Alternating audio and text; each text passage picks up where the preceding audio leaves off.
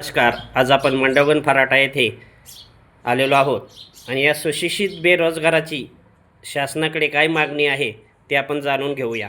आपली काय मागणी आहे बोला. आम्हाला आयडी दिले पाहिजे सगळ्यांना. आता सध्या आपण काम कसं करत आहात? आम्हाला स्वतः तिथं जाऊन करावं लागते काम. बरं. लोकांची कामं घ्यायची तिथं जाऊन करायची. आपण कोणाचा आयडी वापरत नाहीत खरंच? नाही, आलेगाव, रांजणगाव अशा ठिकाणच्या आयडी दिल्या जातात अशी चर्चा आहे. नाही, नाही.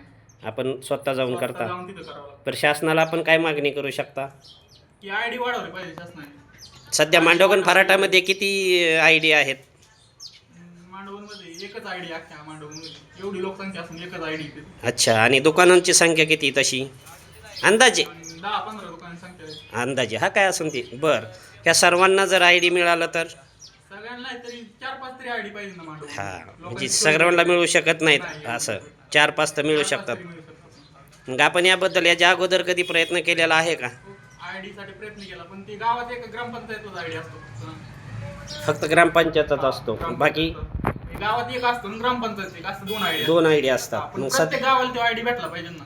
बरं. आपण गावातल्या माणसासाठी प्रत्येक आपलं गाव कोणतं आहे? तांदळी. तांदळीमध्ये ग्रामपंचायतला आलेला आहे का? ग्रामपंचायतला आयडी आहे पण बाहेर आयडी नाही दिली. मग बाहेरच्यासाठी बी मागणी करा ना. मागणी केलेली आहे पण त्याचा काही पाठपुरावा नाही झाला ना.